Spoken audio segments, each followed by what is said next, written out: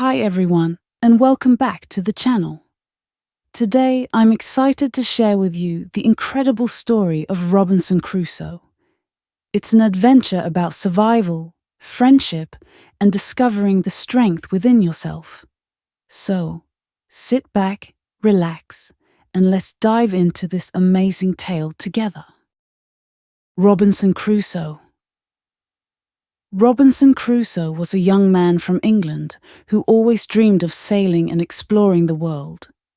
His family wanted him to stay home and live a quiet life, but Robinson could not stop thinking about adventure. One day, he decided to follow his dreams and joined a ship without telling his parents. This decision changed his life forever. The ship sailed smoothly at first, but soon it faced a terrible storm. The wind and rain were so strong that the ship broke apart. Robinson and the other sailors were thrown into the sea. Robinson managed to swim to a deserted island, but he was the only survivor. He felt very sad and scared, alone on this strange island with no other people around. When the storm passed, Robinson began to explore the island. He found that the broken pieces of the ship had washed ashore. There were many useful things like food, tools, clothes, and even guns. Robinson knew that he had to use these things wisely if he wanted to survive. He built a small shelter from the wood and made a safe place to sleep. Every day, Robinson tried to make his life on the island better. He learned how to hunt animals and catch fish. He found some seeds from the ship and planted them. Soon, he had vegetables growing near his shelter. He also found goats on the island and learned how to milk them. He made bread and cheese and learned to dry meat so it would last longer. Over time, Robinson became very skilled at surviving. He built a bigger house with rooms for sleeping, cooking, and storing food. He made furniture like a table, chairs, and a bed from the wood he found. He also made clay pots and plates to use. His house became very comfortable, and he felt proud of what he had achieved. But Robinson was lonely. He missed talking to people and hearing other voices.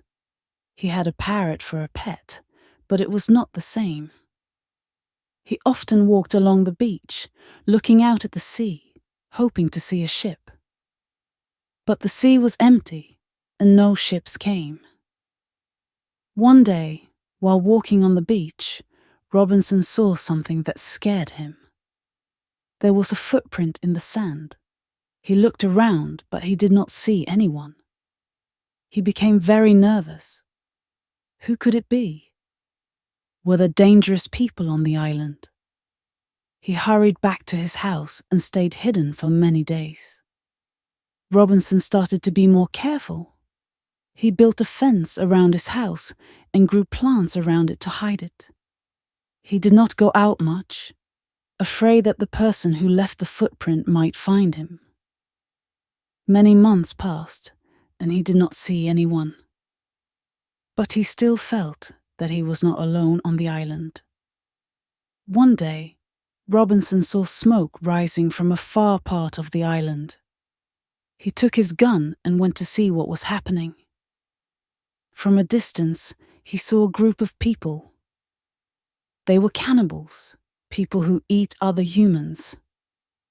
Robinson was very scared, but he stayed hidden and watched them.